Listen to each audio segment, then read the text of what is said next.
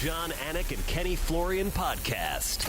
John, Anik, and Kenny Florian. I fucking love them. I can't get enough of them. Let's hear that Boston next. Big jab there from Duffy, and Frank Mir is hurt now. Down goes Duffy, out cold. Frank Mir does it again. Rock'em sock'em robots here. Oh my goodness. Hyperbole. They're a couple of absolutely self-involved bullshit artists. Here are your hosts, John, Anik, and Kenny Florian.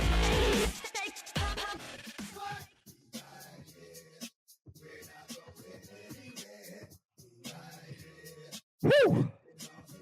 Good to be with you. Good to have that DMX backdrop.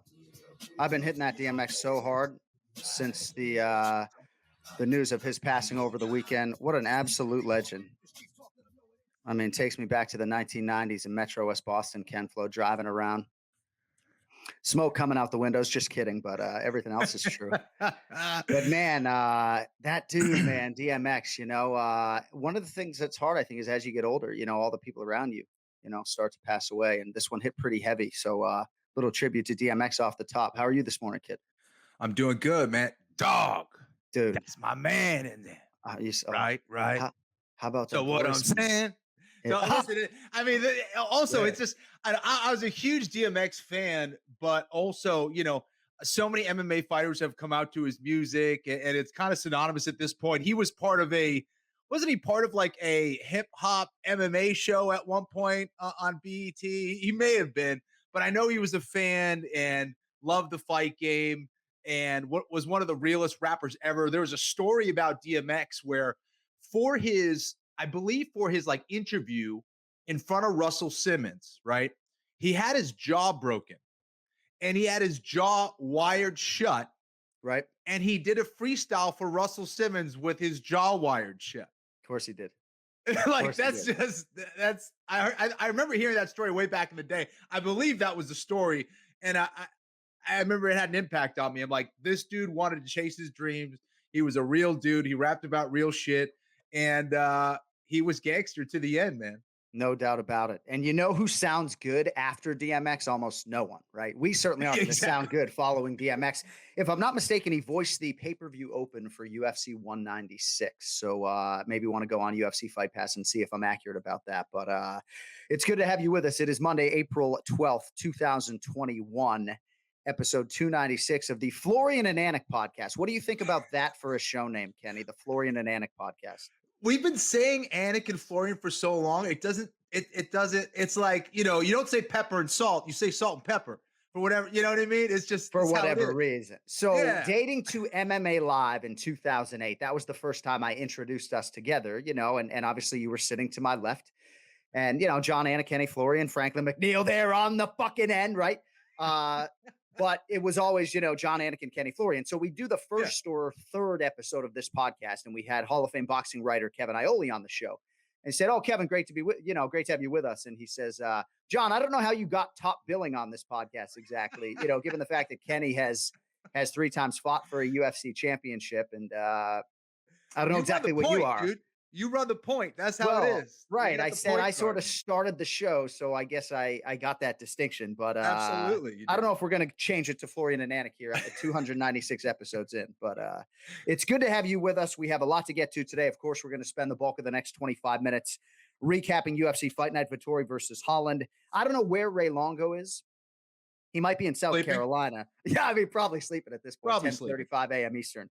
Ray is scheduled to join us in about 30 minutes. And it was a big week for Team Anik and Ian Parker. So we'll see if Ken Flo has anything to say about that in the main event challenge as we spin things forward to UFC Fight Night, Whittaker versus Gastelum. But let us not shortchange the athletes who all produced over the weekend. I would like to start with Mackenzie Dern, who's actually my new favorite fighter. But let us start with Marvin Vettori. 50-44 times 3 unanimous decision over Kevin Holland. And Kenny, a lot of people felt as though Marvin was going to be able to do what he wanted with Kevin Holland on the ground, and largely his physicality, his strength was too much. And this is the path of least resistance and the path that a lot of people are going to take against a special long-range weapon type striker in Kevin Holland. What were your thoughts on the main event? Listen, I thought Marvin Vettori did take that path of least resistance. That was, where he was going to encounter, the least dangerous Kevin Holland, and I think that was proven correct. He was exposing the lack of wrestling of Kevin Holland, and I think he really did benefit from watching him in the Derek Brunson fight. Kevin Holland is billed as this Brazilian Jiu-Jitsu black belt, and against your typical fighter, Kevin Holland might do well on the ground, but Marvin Vettori, his size, his awareness, his grounded pound, his positioning was just way too much for Kevin Holland. I think Vettori physically is going to be a problem for a lot of guys in that division. I do think that for Vettori, I was looking for more composure or a much improved striking game. And again, not that he was trying to do that against Kevin Holland, but there were times where his head was a little bit upright, where I thought it was a little bit scary for him. I think that's a testament to both Kevin Holland's reach and to Kevin Holland's striking a bit. But for Vettori, I thought it was a solid performance. He did exactly what he needed to do. He came in tremendous shape. And it was largely a dominant performance for him. Would there be any pardon for Marvin Vettori insofar as he was preparing for a southpaw in Darren Till for 8 weeks and then got the quick turn, right? Like, I think you assessed him perfectly, right? And certainly watching Rafael Cordeiro in the corner, when there were a few moments of trepidation on the feet and he got that big takedown, you saw the corner sort of exhale. But I do believe that, he was preparing for a decidedly different challenge. And I just think there was a lot of pressure on him to just win. And I don't know. I'm not trying to sit here and pardon the guy, but I do think it was a hard late pivot for him is all. I think that's always difficult, John. I think that's a good point. However, when I look at some of the fundamental things that's going on with Vettori, there are some issues there. And after the fight, I hate coming up with these hypotheticals, right? Because the Darren Till fight didn't happen. However, he would have really struggled in that fight against Darren Till for a couple reasons. Darren Till isn't easy to take down necessarily. I also think that Darren Till is a much more dangerous striker as far as power. If he lands and you get an opportunity like maybe Kevin Holland did a couple times in that fight, I think Darren Till might have been able to finish the job there. Vettori has a great chin and he's tough. However, I think it would have been a tough matchup for him. So I was a little disappointed in that regard for Vettori because I was expecting a little bit more. Sure. But you're right. It's always difficult. Anytime you need, it's a quick turnaround against a completely different opponent. And for Marvin Vettori, right, this doesn't have people necessarily all jonesing for the Adesanya rematch right now. Like, I don't know that he maximized this showcase per se. Then you have a guy like Arnold Allen, who we will get to, right, who fights outstandingly, but doesn't finish Sadiq Youssef and almost undercuts himself in the post-fight interview. He's like, I was going to call for somebody in the top 5, but I didn't finish this absolute warrior. It's like, Arnold, don't sell yourself short, brother. Top 5 competition is next, But I want to stay on this first before we get to Arnold Allen. So Kevin Holland has said a lot of things to us over the years in our fighter meetings. I want to get to 2 of them. One thing he said, Kempflo, was that, I'm a Brazilian Jiu-Jitsu black belt, and in a grappling setting in my gym, I submit all these guys. Like, I'm not so sure that he submits Marvin Vettori in his gym in a grappling setting. I guess it's neither here nor there, but you got anything for me on that? Because I don't know. I think that Marvin Vettori would make things pretty difficult, and is a Brazilian Jiu-Jitsu brown belt credentialed in his own right. Yeah, listen, I think a couple things, right? We are most comfortable in our own gym. And I know I experienced that issue, when I was training in Boston prior to the BJ Penn fight. I was never put in any difficult situations. I was never really challenged by guys. Even when I would bring a guy in to train here and there, I would get the better of him. So that's not a good thing. That doesn't mean that I'm great. It means that I need to be pushed and I need to be training with better guys. And that was a big lesson for me after the BJ Penn fight. I remember Keith asking me, "Hey, when was the last time someone's been on your back trying to submit you?" And I was like, I don't know, man. Like, for real? I don't know. Yeah. And that Best was of an luck issue. taking my back. Best of luck trying to get there. So that was a problem. It meant I needed to be training with guys who could do that and who were going to really try to beat me up.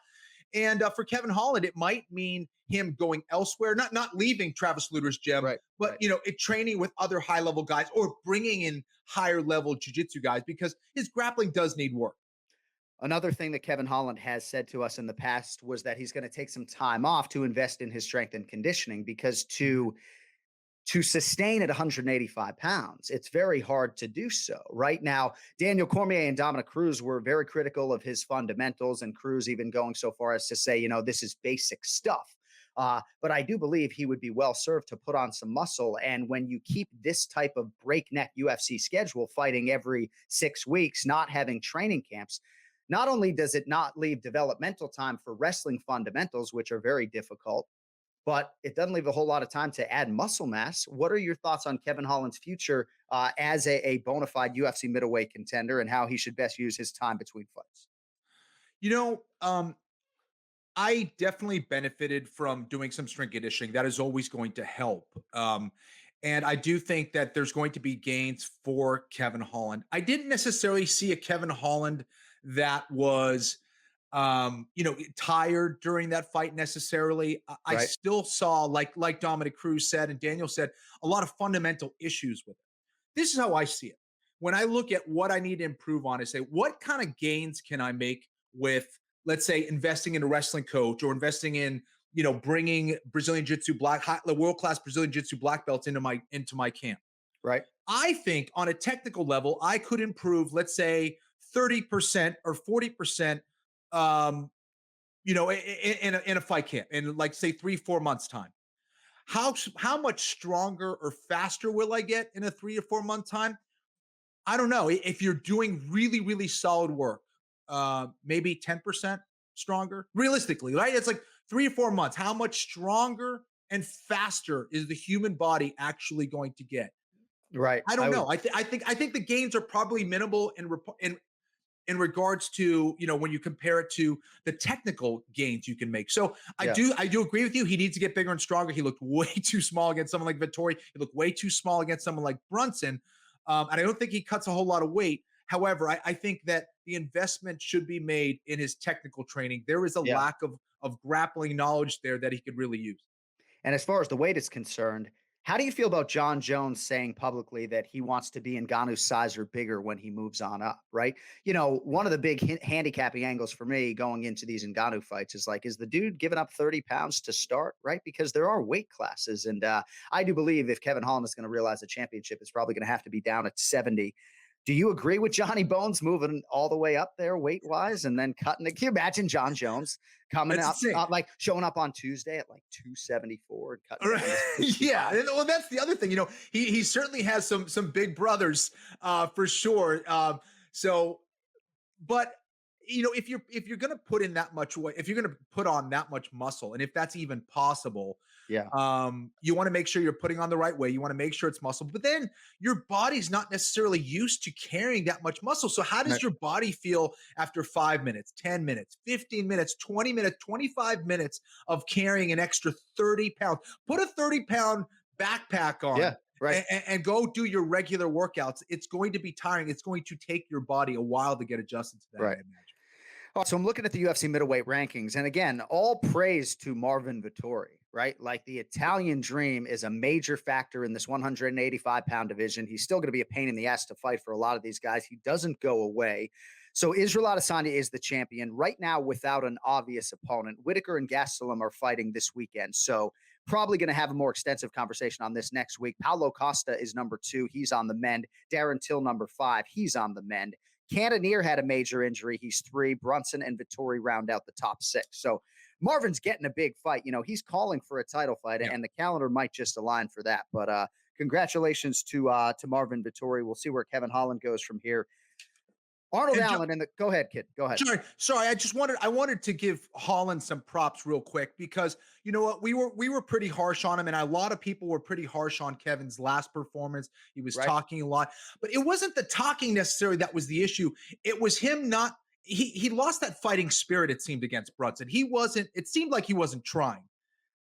Against Vettori, he was most certainly trying, and he had that warrior spirit. He was fighting to the end. He looked like he was trying to win that fight for every second of that fight, and he deserves props for that. He came back, and although he didn't get the win, I think there was some redemption there on the part of his character, on the part of him as a fighter. So I think he should be applauded for that.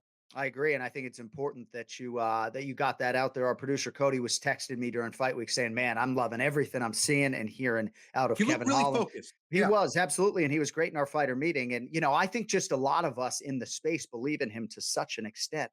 He just has Right. so many weapons and so much potential that I think if it was harnessed in the right way, you could be looking at a real problem. Speaking of problems, Arnold Allen just continues to get better. I haven't been able to see him fight live all that often, but every time I do, I come away wicked impressed. And Super Sadiq Youssef, I think, is championship material in the future as well. So, decision was unanimous for Arnold Almighty Allen. Ken Flo, what'd you think of the co-main event? I thought this was the best fight of the night for me as far as technique and back and forth. Sadiq Youssef, I thought, was winning those rounds, and then Arnold Allen happened. So Arnold Right. did a great job of landing the bigger strike, hurting him, almost finishing him on two different occasions in two different rounds. Just brilliant stuff there from Arnold Allen. And then, he was really smart in his approach as far as clinching with him and slowing him down. Anytime Sadiq Youssef started to get some momentum going, it was either a damaging strike that almost knocked him out, or he would clinch him up and slow him down. So I Yeah. thought it was really brilliant stuff on the part of Arnold Allen and his team. Of course, for us, a hobby, one of the best and smartest in the game. Yeah. So I was really happy for those guys. I thought Sadiq Youssef's speed, Ian was talking about the speed of Arnold Allen. I thought Sadiq Youssef was the faster guy. I think he proved that on Saturday afternoon, but it didn't matter. Either way, Arnold Allen was getting the better of him. He was picking the better shots, and he found a way to win. I thought that Sadiq Youssef showed the heart of a champion, but Arnold Allen is certainly someone to watch. And I was impressed. I think he's a really tough kid with a bright future. So good. And his father, Pacer Allen, I was watching some video of him powerlifting in his backyard. I mean, Arnold Allen is a strong, strong boy. And, he's ranked number 10 in the world right now. Yusuf was 11. And Allen, as I said, sort of cut down his own win a little bit in terms of needing a finish to face somebody in the top 5. I think he could face a guy like Cater on the men potentially. I'm looking at guys like Yair Rodriguez and Zabit Magomed Sharipov. Dan Ige is booked, of course. Josh Emmett is on the men. Korean Zombie against Ige. We'll see. But Arnold Allen's a real factor. And you don't go 8-0 in the UFC by accident, Kenny. So he has really been progressively match made the right way. I think they've handled him well with the challenges. He has had some close fights. He's been challenged in different ways. So I think he's been bred to be a champion the right way. And I'm really excited to see where they go with Arnold Allen. Julian Marquez certainly resonating with fight fans to whatever degree. The Kansas City Chiefs now know who he is, courtesy of a big win over Smiling Sam Alvey. 50th pro fight for Alvey. So much respect to Sam Alvey in defeat. But what'd you think of the Julian Marquez submission there on the main card? Yeah, listen, I think really the finishing move was the shots, right? I mean, he really finished him with the striking. Alvey was completely out of it. And then, of course, the guillotine really was kind of the cherry on top. That was a good way to put someone out like Alvey, who was, obviously determined to keep fighting. And I thought Marquez did a good job largely. I think that he still needs to get better defensively, but I think he did a great job of getting a very tough dude in Alvey out of there, getting a big win. And, finishing that submission is not easy, but it really started with those big shots. He hurt Alvey on a couple of different occasions. Marcus hit extremely hard. He's an athletic dude. And he seems like a fun, goofy guy. So he seems like a fun guy to hang out with. Mackenzie Dern over Nina Nunez by armbar with 12 seconds to go in round 1. Mackenzie Dern is unbelievable. I'm not sure there's any fighter on the roster whom I enjoy preparing to call a fight for than Mackenzie, because I always get to go back and watch that Gabby Garcia jiu-jitsu match, even just for a couple minutes, to see her out-grapple somebody that weighs 127 pounds more than she does. But, Anik and Florian pod poll question today. We'll talk about this win singularly, but poll question today: will Mackenzie Dern be a UFC champion before her MMA career is over? 62% of you believe that she will, and I would be among that 62%. A lot of different stylistic challenges above her in the top 10 at 115 pounds. Tatiana Suarez would make for a fascinating fight. But Mackenzie Dern is on the fast track. Ken Flo, your thoughts on another submission win for the submission queen, Mackenzie Dern? When you put it into the context of what Nina Ansaroff has accomplished and the kind of fighter that she is, I think it elevates that win that much more for Mackenzie Dern. Nina is not an easy girl to put away. She is as tough as they come. Very good grappler. She is tough from the long range when it comes to striking as well. She's a smart fighter. And Mackenzie Dern was able to take all of that away from her. And it showed also the level that she has on the ground. Again, it wasn't a huge surprise as far as what she was able to do on the ground. She's going to be able to do that to anyone in the division. Let's be honest. On the ground, she's just going to be able to do that. I don't care if you're Valentina Shevchenko or Rose Namajunas or Zhang Weili. She's going to mess you up on the ground. She's just that good. She's I guess you could say she's the best jiu-jitsu black belt to ever compete in the women's division. I mean, you look at her pedigree and what she's accomplished. She is extremely impressive. She is improving her striking. She's improving her wrestling. And I think if she's able to get some more experience, I would like to slow that down a little bit, that trajectory in some ways, because I think experience will be her best friend moving forward. I'd like to see her striking get a little better. I'd like to see her wrestling get a little better, but she's on the right path, man. And again, she gets it to the ground against anybody in that division. She's going to win, period. And she is in that Jacare Damian Maia conversation, right? In terms of the most world-class Brazilian jiu-jitsu practitioners to ever cross into the UFC. And I'm going to say this sort of to make Ken Flo laugh, and hopefully he does, right? But, she'll go over to the American top team corner with the greatest of all time, Amanda Nunes, and one of the greatest jiu-jitsu coaches in the MMA space, Bahumpa, right there, with an athlete in Nina Nunes who knows exactly how to defend all these positions, right? So go right over into the corner and submit Nina in front of all you goddamn people. And those are some of my favorite people in the world, but she is unbelievable. And in terms of the fast track, I think that's the only point on which we disagree. Brian Ortega is a good point of comparison. And I think it was our friend Derek Thompson from our UFC crew who brought this up to me maybe after the fact. But, Brian Ortega in his division, he kind of had to develop elite striking in hands, right, to go with the whole jiu-jitsu package if he was going to become champion, and he's going to get another opportunity to become champion. Mackenzie Dern at 115 pounds, the deepest women's division, right? The hands do have to close that gap. But I don't know that she needs to get as good at striking as Brian Ortega does necessarily to become champion. But I do believe that having only had 11 months or 10 months with Jason Perillo, wait till she's had 3 years with him as her striking coach. I'm really excited to see where she can go. John, I think that's a valid point. The only thing I would add is that, and that's why I think it's imperative that she gets better with her wrestling, being able to get it to the mat and especially getting on top of anyone in that division. They're done. Mackenzie will submit you. It's like playing Wayne Gretzky back in the day. You can't stop them. You can only hope to contain. That's Mackenzie Dern on the ground.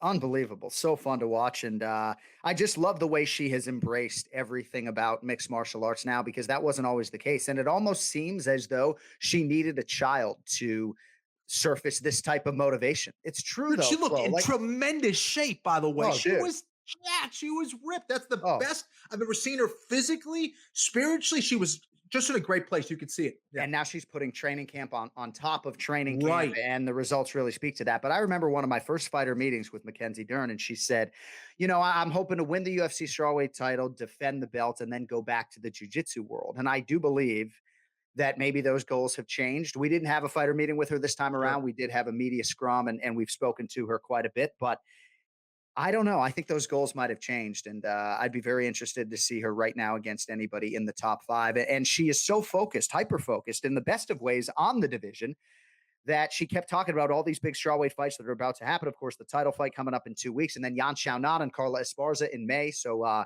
Mackenzie Dern is going to factor prominently in that equation, and couldn't happen to a better young woman. Speaking of good things happening to good people, how about Daniel D-Rod Rodriguez by unanimous decision over Platinum Mike Perry? Daniel Rodriguez had less than 2 weeks to prepare for his first 4 UFC fights, right? So 2 weeks for some, 10 days for others, full training camp. Physically, Ken Flo looked like a totally different guy in terms of the tightness of his physique. And I don't know, I think he's a special striker, can lean on some Eddie Bravo Brazilian Jiu-Jitsu credentials if need be as well. And I don't know, I really like D-Rod 4-1 out of the chute here in the UFC welterweight division. Your thoughts? Listen, I thought that he had an excellent performance against Mike Perry, who is a very dangerous fighter. And he utilized the right weapons at the right time. That jab was pumping. And that left hand, was tremendous as well. It hurt Perry on multiple occasions, and he just proved to be the more technical, more well-rounded fighter out there. Did a good job of keeping his composure when he got taken down. Was able to get back to his feet. And yeah, I think D-Rod is someone to watch, and he's someone that is improving and is really looking like he's a student of the game. He's not just out there to brawl. I think if he brawled more, he would have had much more trouble against Perry, but he was smart. He was composed.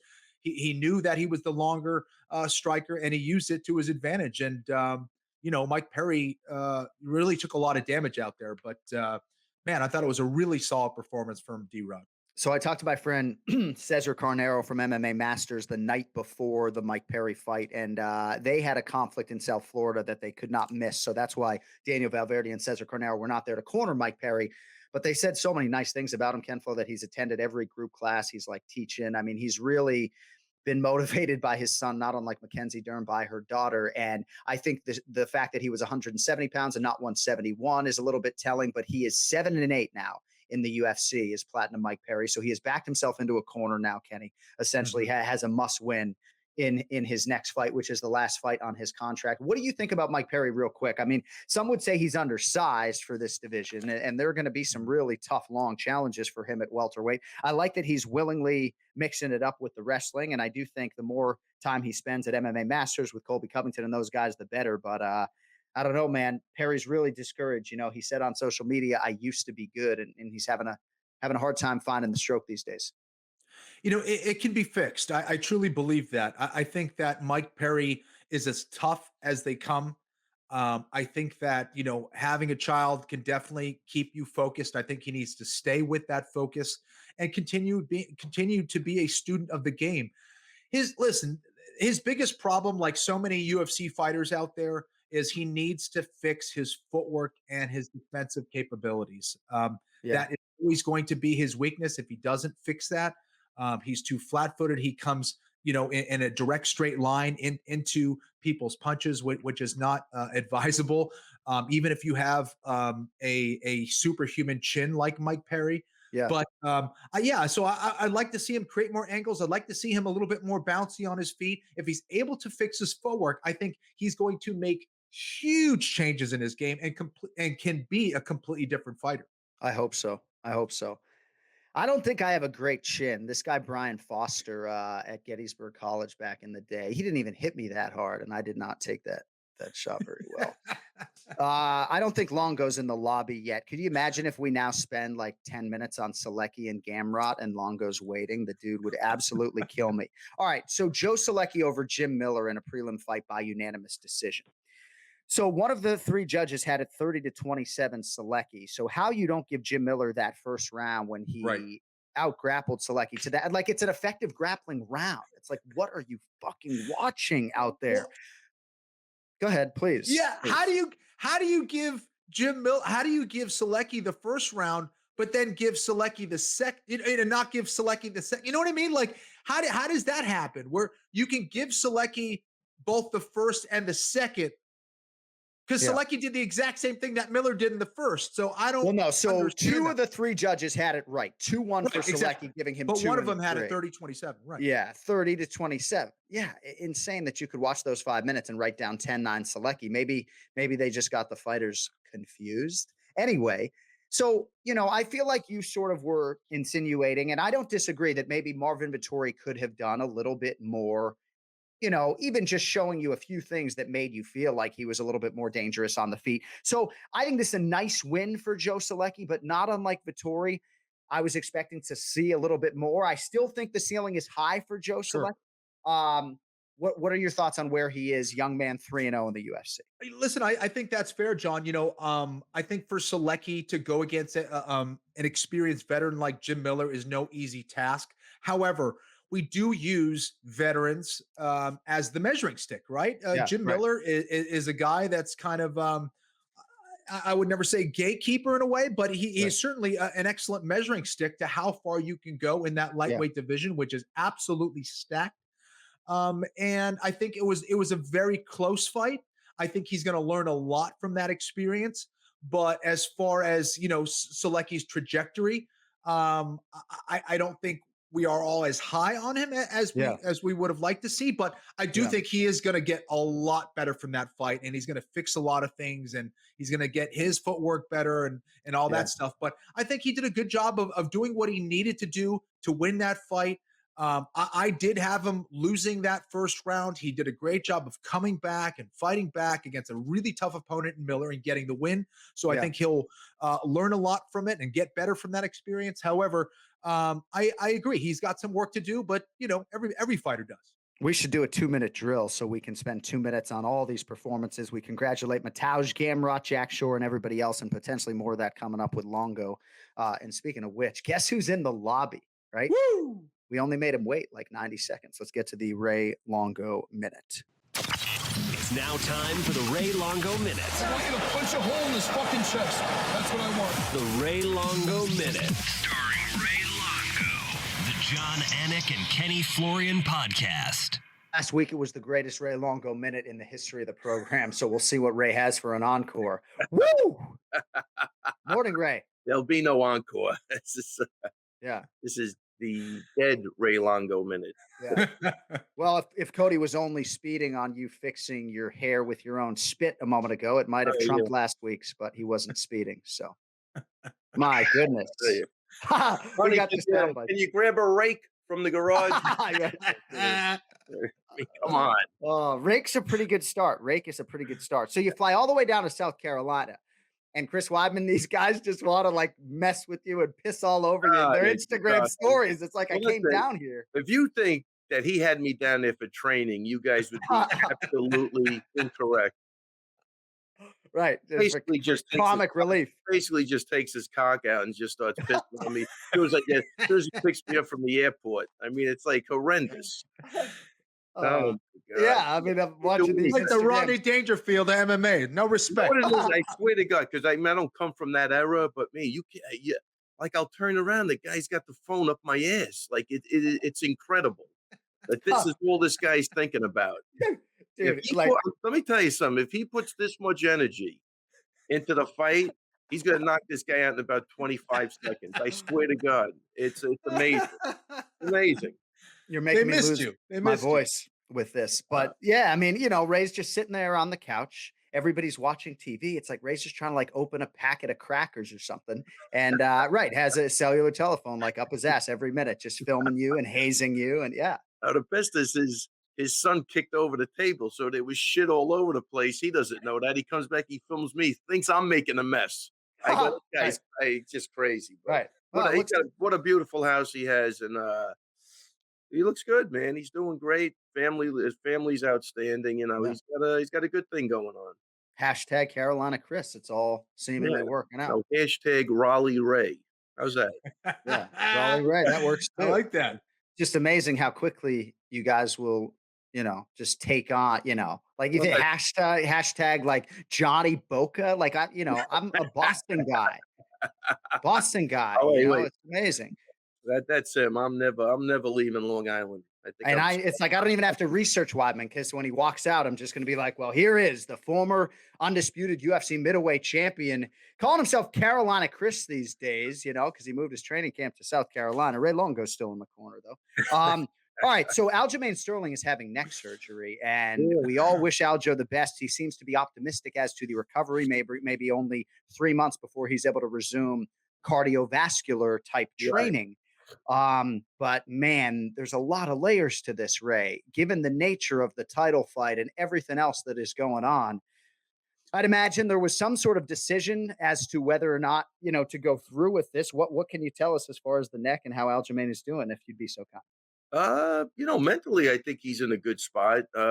Physically, I think it was his left tricep. He was shrinking, or he had some atrophy and he didn't have the strength. But I thought, he was getting the surgery, then he was going to try to rehab. And then I think he went back to the doctor. They were going back and forth, and he just decided to have the surgery. I mean, me personally, I would have rather see if he could have got through with that rematch and then, handled business from there. But, if he feels like that's what he has to do, to be mentally confident, especially, then that's what he's going to do. So I think Right, it's right. definitely crazy timing. Um, I mean, Wow. I mean, this guy can't even get neck surgery without people coming out of the woodwork and crapping all over him. He's just, Well, and the real issue too is that this will probably just give those people more fuel, oh, unfortunately, and more ammunition. It's really disgusting in a lot of respects, right? Because he might lose this Jan fight now. I mean, Kenflo, hopefully he doesn't get stripped of the title. I mean, Kenny, do you think they try to do like an interim belt? Like, what do you do? Well, that's my concern for Aljo at this point, right? The unfortunate circumstances around his last fight are there, and now with the surgery, pushing things back a little bit. I'd imagine they might be leaning towards taking the belt away from him now, especially since we don't know exactly when he's going to be coming back from this neck surgery, which can definitely take some time.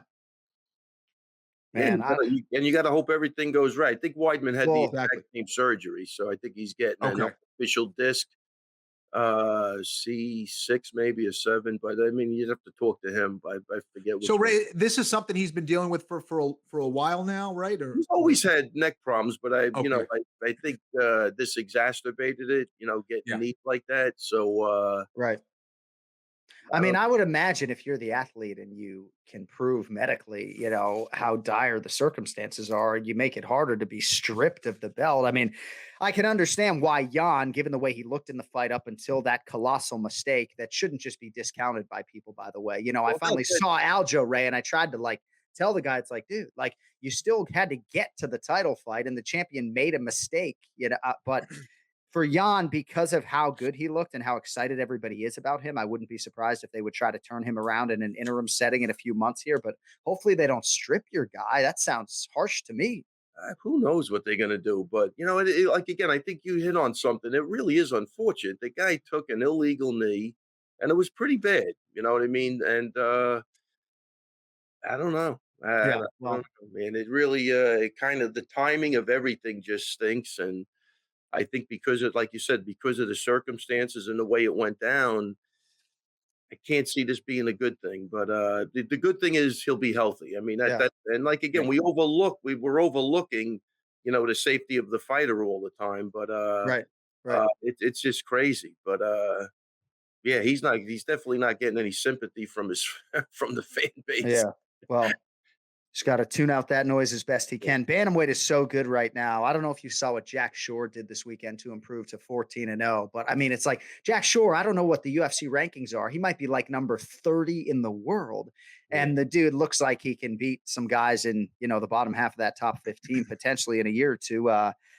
We'll see what they do. Hey, what'd you think of the show on ABC, Ray? What'd you think of the early start time, the main event? What do you have for us on the Vettori Holland card, brother? Well, I got back late Friday night, so I got to the gym. I didn't even know it was on that early. I was so looking forward to doing my thing at the gym and going home and watching Right. the fights that it kind of I walked in and the fights were on. I go, you got to be kidding me. And they said, no, the main event starts at 3. So I really, I'm going to say probably only caught the main event.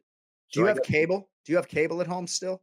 yeah. All right. No, you and me both. I'm saying there are a lot of people don't have cable, Well, Ken what Flo does looks that like a little bit like a cord cutter to me. I don't know. have? No, they watch on like devices, right? So Right. they'll buy ESPN Plus and Hulu and whatever the hell else, but they won't have Streaming like people. they won't have like Comcast, they won't have like Xfinity boxes at the house. Oh, so the streamers you're talking about. See, for Yeah. me though, it's like I hate having to go into an application to watch a UFC fight night. I want to be able to turn on my TV, flip from diners, drive-ins, and dives right back to UFC fight night. I don't want to have to change the input and all that, Ray. You feel me at all? Can't argue with that. I feel you. I Okay, do feel all right, you. I yeah. do feel you. So, well, what'd you think about Marvin Vettori? Because this middleweight division is very interesting right now. Ken Flo sort of liked it overall, no argument with domination, but maybe didn't maximize the showcase to the extent to which some thought he could. What'd you think of Marvin Vettori, Raymond? No, listen, I thought Vettori did great. I thought he fought a smart fight based on what he saw with the Brunson fight. And look, he takes a big chance with taking this guy at last minute. He's very dangerous standing up. And I honestly, I give it up to both guys. I like the fact that Holland came in more serious. You know what I mean? He wasn't playing around, but he definitely unequivocally now knows he's got a major deficit in his game, that he's got to work on for sure. Right. And again, Vettori, he wants to fight. He proves that, man. He didn't give Yeah. a shit who they were going to put in there. Right. I do think, on the feet, Holland's very dangerous, and he didn't care. And he did what he had to do, which didn't make for maybe the most exciting fight, but he was able to have that output over 5 rounds and win the fight. I thought it was a smart fight. And I appreciate you giving Marvin credit, right? Because oftentimes in these short notice situations, it's only the guy who's not on the books who gets the credit for stepping up. Like right. Paul I mean, Felder deserved all the credit in the world, without right? without To a fight doubt. Rafael dos Anjos. Without a doubt. RDA still has to take the fight too. That's all I'm Right. saying. Vettori still has to take the fight too. And Right. there are a lot of guys who are like, you know what? It's not worth it to fight Kevin Holland. I'm not going to save the day for you I guys. think And he's that Vettori, guy. I think he's that guy that could be a spoiler, obviously. But again, Vettori worked off the fact what he saw in that Brunson fight. And look, he won that fight, and he won it easily. And I don't know about easily, but he won the fight. I love Marvin Vettori. I'm not getting an Italian That kid flag wants to tattoo if he fight. wins the There's title. one. There's one thing about him. That kid, he wants to fight. You're gonna have to knock him out to beat him or choke him out, or But he wants to fight, and he proved it with just accepting that fight. And he saved the main event, and so did Holland. And I I give Holland credit too for jumping in right after the defeat to Brunson. So I think it was good all the way around. Was it eye appealing on ABC? Probably not. That's not the fight they wanted. But as far as performance wise, I don't think you can argue with it. He got the W, and he won 3 rounds. So. Sorry, I just got distracted thinking that Gamebred Usman 2, Ken Flo, might be a good opportunity for the second tattoo bet or third tattoo bet, I should say. I like it. We're getting the Gamebred looking at? anyway, so why not? If Gamebred beats Kamaru Usman, we get the Gamebred tattoo on the other side, on the other arm. So then we got 209 on the left arm for West Coast and Gamebred on the right arm for East Coast. Don't you love me? When your career is over, you're gonna look like a a gangster. I like it. It's I'm gonna the laughing stock of MMA fans around the world, and I could not care less. Ray, anything else? We all are at this point. Yeah, it is what it is. It is what it is. But anything else, Ray? Before we let you fly, you got a prediction for us on Robert Whittaker and Kelvin Gastelum this weekend? Man, that's a good fight. Dead air's always good on a podcast. What do you think? Robert Whittaker minus 255, Kelvin Gastelum plus 215. Yeah, I would say a couple of years ago I would have went with Kelvin. I'm going to go with Whittaker. He out hustles him.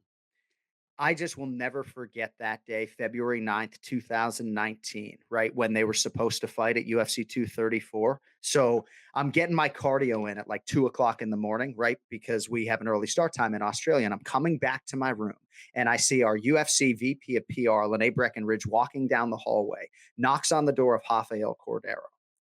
And I'm like, oh boy, something's going on here. And obviously, Gastelum at that point was informed that Whittaker had a major abdominal issue and wasn't going to fight, right? And that was February 2019. And here we are 2.5 years later. And Ken Flo having thrice competed for the undisputed ultimate prize in the sport. Here is Kelvin Gastelum, though, right? 2.5 years later, still has not competed for an undisputed world championship. Wakes up that fucking day expecting to fight for the undisputed title. And here we are almost 3 years later, still hasn't had that chance. So I'll never forget. When that guy went to Cordero's room, were you in your white robe and your pipe? And your, yes. Your robe. I had a blunt in my hand, and Lene is a woman. Yeah, did he come out? Is there a problem with this fight? I'd like to know that. Belvedere, will you please get the dog? Yeah. If I saw Raj put a lime in his drink. Yeah. That's Buffer. That's Buffer, actually. Is that what happened? Yeah. No, Ray. Didn't happen. All right, buddy. Well, why don't you have a great week? So next week we are taping on Monday night because all of a sudden it's a PFL fight week for our guy Ken Flo. Are you available next Monday night? Next Monday night around 7 p.m. Eastern time. Are you available, or you got somebody coming in for a private? I'll make myself available. I'm a professional. Boom. I will make myself available. All right. And I'm excited to watch the PFL for the first time in my life. You know why? You have any idea why? because my buddy's the announcer. Yeah. I love That's it. my guy. That's I my absolutely guy. love it. With I PFL, the absolutely love ratings are going to go through the roof. No doubt about it. Who's in the booth, as the saying goes? We got Love it. Randy Couture and Sean O'Connell. Why do you think they Oh, wow, signed Ken Flo? Sean's a nice guy. He's been there for a while. That's cool. Yes, Ray, why do yes. you think they signed Ken Flo, the consummate needle mover? You don't think their internal metrics suggest that this dude's going to move the needle and he might fight? Oh, stop. Dude, Wow. people are, John, by the way, people are hitting me up. They're like, hey, is this true? So I know, was John kind of joking? Are you really going to fight? Is that you? Like, you're starting these rumors, Johnny. Yeah, What do well, people think is? Go ahead, Yeah, Ray, please. There's no question about that. They hired him because of this podcast, no? Because we'll be Exactly. talking about it more. They already got their money's worth for today. No? Yeah, you're right. That's They're already talking that's a about good the angle. PFL. Poll question for next week's Anik and Florian podcast. What is more likely, another pro fight for Ken Flo or an amateur debut for me? You know, I don't know. I think it's a pick 'em. That's Hey, great. Ray, have a great week, and we'll Yeah. talk to you next Monday night. And if you need anything, you can text me anytime. You know that. Oh, 100%. All right, man. Ray. Enjoy. Take Thank it easy. you. Any good luck Hey. this week, too. Hey, you get Thanks, my man. vaccinated yet? You get vaccinated yet, No, I bro? didn't get vaccinated yet. Yeah. You? Or are you gonna get vaccinated or no? I believe I will, yeah. But I Longo's gonna go into the ViStar Veterans Memorial Arena on April 24th to corner athletes with 15,000 strong. Probably take your mask off and just take your shirt off too, huh? might mean- start, maybe I'll start kissing everybody, too. Just, make it. No, look, I'm hoping I still have the antibodies from when I had it. That's what I'm That's hoping. right. No, I understand. So I didn't want to get it too soon. And I respect people who are on either side. I did get my Moderna shot. Don't tell Patty Militich, but I did get the first one, and we'll see how it goes. All right, buddy. Well, hey, always great to see you.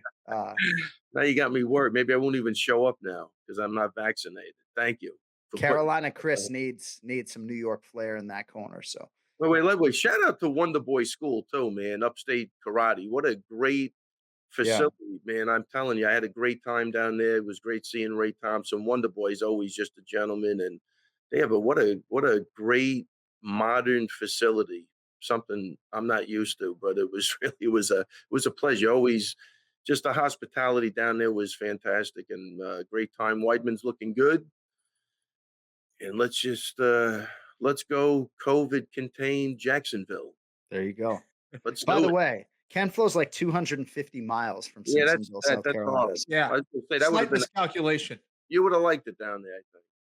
I gotta visit, man. He drove 125 miles to a 7-Eleven. He's sitting in the parking lot, Ray, smoking a backwood, waiting for you. Yeah, I look. Never showed. Yeah. Yeah, I don't think Unbelievable. anything. It didn't appear that anything was too close out there, but 4 hours is 4 hours. Yeah. All right. Hey, have a great day. We love you. We'll All talk right, to you guys. next week. You're right. Take it easy, man. Take There care. he is, Raymond Peter Longo in your program, Ray Longo Minute every week here on the Anik and Florian podcast. 297th Ray Longo Minute coming up next week, folks.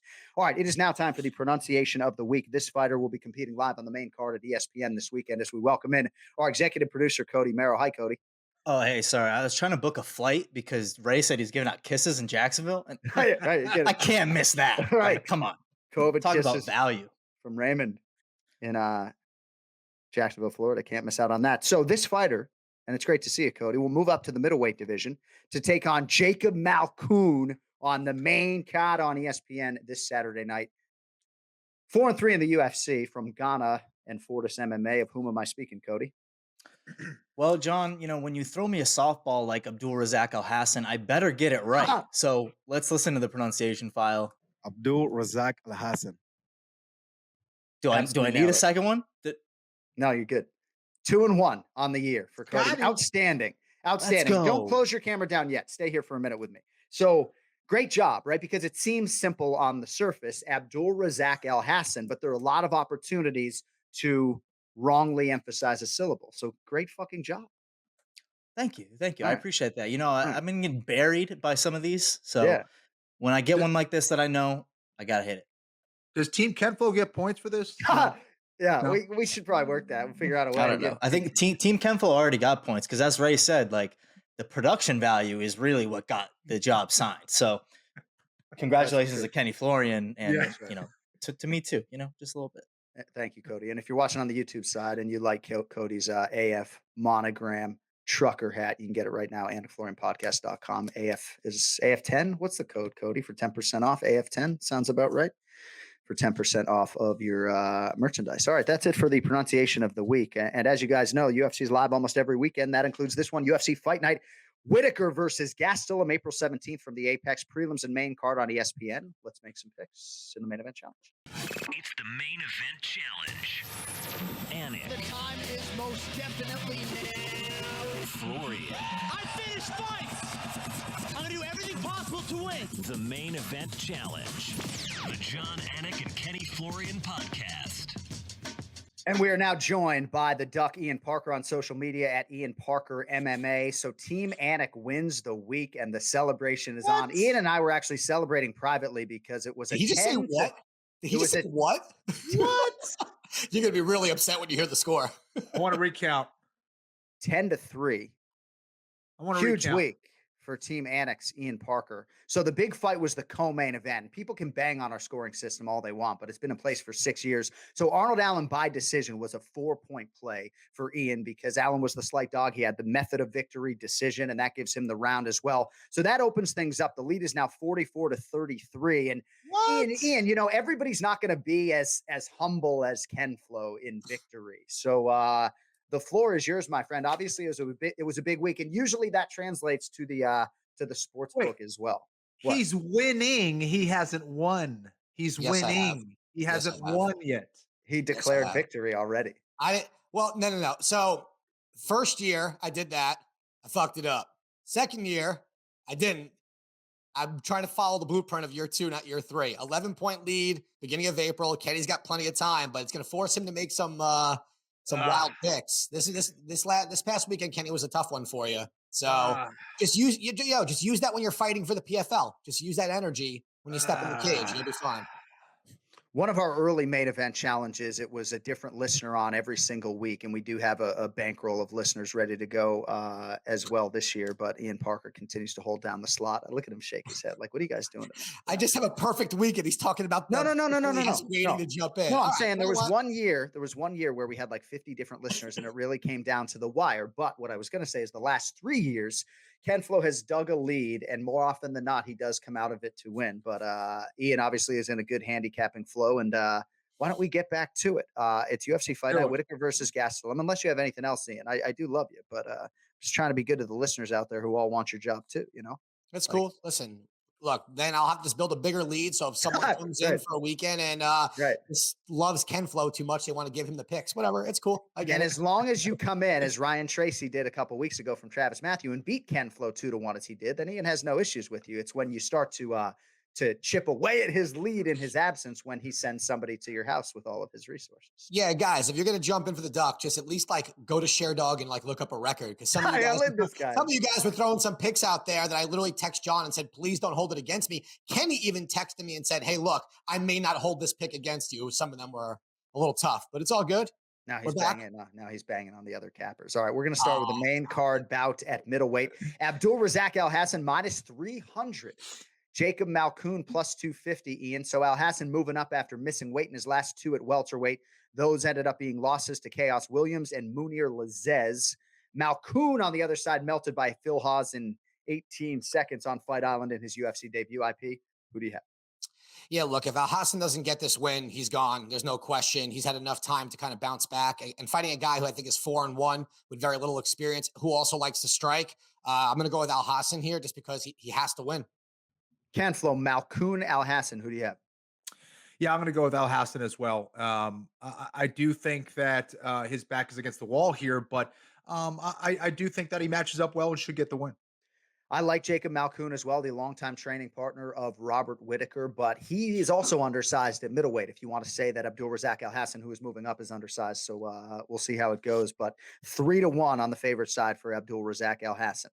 All right, the ageless Andrei Arlovsky -175, Chase Sherman +150 in the heavyweight division here. Ian Arlovsky coming off a second-round loss to Tom Aspinall in February. No shame in that. Sherman was to face Parker Porter. Instead, he gets the big-name Arlovsky, who steps up here. Sherman has won his last 4. Ian, what do you think about this one? Arlovsky favored. Yeah, listen, I see why Arlovsky is favored. However, Sherman's his demeanor and his aggression, I think, is what always plays against Arlovsky. When you back Arlovsky up and you hit him on the chin, he goes down. Sherman's gonna be the taller guy, and I kind of like him value-wise. Arlovsky should put him on his back and not take that chance, but I don't see Arlovsky wrestling anytime soon. So I'm gonna give Kenny an opportunity here to maybe score some points or bury him further. So I'm gonna go with Chase Sherman. All right, Ian Parker likes the Vanilla Gorilla, Chase Sherman. Andrei Arlovsky, UFC appearance number 35, and he has been the far more active fighter. Chase Sherman won that UFC return last year to begin his second UFC stint, but it was UFC 249 last May. Arlovsky continues to make the walk, continues to be cornered by Mike Brown, continues to be competitive. He's won 2 or 3. Ken Flo, Arlovsky the favorite, Sherman the dog. Who do you like? Listen, I like Arlovsky here. I do think that Chase Sherman is not going to be an easy fight for him. I think he's very dangerous. He could certainly get a knockout against someone like Arlovsky, but I do think that Arlovsky has looked better with this footwork. He's been more defensively responsible. And sometimes if you go chasing a little bit too hard against Arlovsky, he can surprise you. I like Arlovsky here. Did we decide if there was a double-digit win in the main event challenge that Kenflo gets like a tattoo? We didn't agree on that, right? That happened last year, so I guess he's getting a duck tattoo to write on duck tattoo. There's not a Bitcoin in the world for him to get a fucking duck tattoo. If you're getting game bread, he's getting a fucking duck. Oh my gosh, how long have you been in the control room hearing that game bread noise? All right, co-main event. I'm really curious to see where you guys fall on this because the price is close. Jeremy Stephens minus 140, Drakkar Klose plus 120. We'll need the round and the method of victory. Ken Flo's going to lead on the main event. So, Ian, we'll have you lead on the co-main event. First, a little trivia. How many fights has Jeremy Stephens had at featherweight since he moved up from lightweight in 2013? 18 featherweight appearances 18? for Wow. Jeremy Stephens. Only missed weight twice, Ian. But he did so for the Cater fight last year. Perhaps that was part of the impetus for moving back up. But now at 155, he faces Drakkar Klose. He had won 3 in a row before Benny Dariush rallied epically on him. Klose then had a fight maybe against Luis Pena, I believe, go away because of COVID-19. Huge spot for both guys, Stephens and Klose. Stephens the favorite, Klose the underdog. Ian, who do you have? Yeah, I'm going to go with Drakkar Klose here. I think stylistically, he actually has a very good wrestling background, and I just don't know how much more damage Stephens can really take. And we know Klose can throw and he can hit hard. As long as he doesn't do what he did with Beneil Dariush and just brawl, there's a blueprint and a method to victory here, as opposed to Stephens, who I think has to get the knockout. And I think that was the first time Klose was ever knocked out in that Dariush fight. So I'm going to go with the wrestling situation plus the underdog money. So I'm going to go with Drakkar Klose. Ken Flo, Stephens, 4 losses and a no contest spanning his last 5. So the last win for Jeremy Stephens came in a main event against Josh Emmett. That was February of 2018. So it's been a rough go of it of late for Jeremy Stephens, who makes his 34th UFC appearance. Pretty remarkable that, Ken Flo, right? Fighting Dean Thomas in like 2007. Stephens still only, we talk about Jim Miller, 37 UFC fights. And here this weekend, we got Arlovsky, 35, Stephens, 34. Who do you like in the co-main, Kenny? Yeah, Stephens has been fighting forever, man. This kid's been fighting since he was a teenager, and I think he has fights all the way up to 170, right? Quite possibly. I don't know if he does. 45, 55, 70, maybe. Anyways, Stephens, I definitely has his back up against the wall here. But I do think he's fighting a guy in Drakkar Klose who will engage him on the feet a little bit. Yes, Drakkar Klose does come from that wrestling background, and he should certainly use that against Jeremy Stephens. But Stephens isn't exactly an easy guy to take down. I think Stephens has a tremendous amount of power that if Drakkar Klose is not defensively responsible, I think he'll be sleeping. As we saw in his last fight against Dariush, he does get sloppy. Do not want to get sloppy against someone like Stephens. I like Stephens here. Let's go. Let's go second round TKO. Wow, I love that you guys are disagreeing a little bit today. Doesn't always happen. All right, main event. Ken Flo, you can lead us off here. It is Robert Whittaker minus 255, Kelvin Gastelum plus 215. I set up some of the history in this matchup, Kenny. I'm so thankful, even if Undisputed Gold is not on the line, that this fight itself came around again. What do you think about Gastelum's chances here in the role of underdog against Whittaker? Intriguing fight. I think Kelvin Gastelum is one of the toughest guys out there. Tremendous chin. He is solid everywhere. I thought he did a great job in his last fight and squeezing out the win. I think that this fight here is going to be tough against Whittaker. Whittaker is really difficult to take down. I think Whittaker is going to have a speed advantage here as well. I think he is obviously very comfortable, in this role and being in a main event at this point. He's been in some big fights. I think he realizes that if he wins this fight, he can get that rematch against Adesanya. I like Whittaker here. I think he wins by decision. I don't think it's going to be an easy fight, but I do think Whittaker gets the W here against a very tough Kelvin Gastelum. All right, Kenthal on the favorite side in the main event. Ian, so Whittaker's won 2 in a row, 11 of 12 overall, 2 straight since the championship loss to Adesanya. And those wins came over Jared Cannonier and Darren Till. Interestingly enough, the 2 guys that Adesanya continues to talk about when it comes to, well, he's not talking about Cannonier anymore, but those are the guys that the champion has talked about for possible title defenses, and Whittaker has wins over both of those guys. This is a definite title eliminator, right? I mean, Adesanya has fought all these guys, Vettori, Brunson, Whittaker, Gastelum. And the winner of this one could very well have the inside track on Vettori or Brunson or anybody else. Ian Parker, Gastelum, or Whittaker in the main event. I like Bobby Knuckles here, no question about it. I just think with Kelvin, his last fight against Ian Heinisch, he went back to his wrestling, but Whittaker's takedown defense is too good, and he's just better everywhere. And it's not a knock on Kelvin. I think where they were a few years ago, I might have actually leaned towards Kelvin because at the time, the way he was setting up his left hand into takedowns, he wasn't telegraphing anything. So his wrestling was dominant. Then he got comfortable and he's lost. So I also don't know where his mindset is. The Ian Heinisch fight, I think he kept that a little bit closer than he had to. He should have won. And that's not a knock on Heinisch. He's tough. Just I feel like the difference in skill level and experience should have really favored Kelvin a lot more than it did. I just think Whittaker's in a different mental space too. I think we know where he's at. He's a 5-round main event title fighter, no matter how you skin that cat. As much as Adesanya maybe doesn't want rematches, Whittaker's the guy, and I think he gets by. I do agree with Kenny on the decision standpoint. Kelvin's tough to finish. Whittaker's not known for his submission, so I don't see any heel hooks or toe holds there like what Jack did, unless the cardio plays a factor in a round 4. But the way Whittaker fought Till makes me feel like he's just trying to also stay healthy and win. And he knows that all he's got to do is get the win here. So I like Robert Whittaker by decision as well. I got to think the odds were closer when these 2 were booked to fight in 2019. 100%. Yeah. All right. Quick picks on the way out.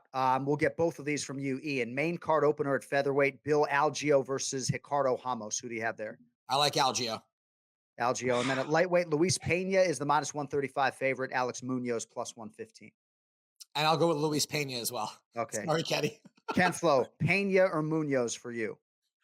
I like Pena. All right. And it sounds like you're on Bill Algeo as well. Algeo, yeah, exactly. All right. Ian Parker on social media can be found at Ian Parker MMA. The followers continue to climb, and hopefully that plug helps. See you next week. Actually, we don't have you next week. We have you in 2 weeks on May 1st, and we will see you then. And I appreciate all the hard work and you extending our lead in a big way, man. I texted you congratulations. So, you did. I was, to be fair, Kenny, it was actually an email. He didn't even text me. He emailed me, but it's fine. And it's more formal. It's more formal. And within 30 seconds, very business cash. Yes. And within 30, well, I know I got the standings from our intern, Casey Williams, and I forwarded them with a congratulatory note. And within 30 seconds, this dude texted me and we were talking. And then I forwarded it to Kenny with an eggplant. So it was totally fine. Did he? No. I hear Ray talking about Chris Weidman and all that stuff. There's enough eggplant being talked about by Ray the last 3 episodes. That dude needs his own reality show. I can't believe there's not been a single network that just doesn't follow Ray around. How do you not follow him on a trip to Carolina, Jacksonville? He's just get on it.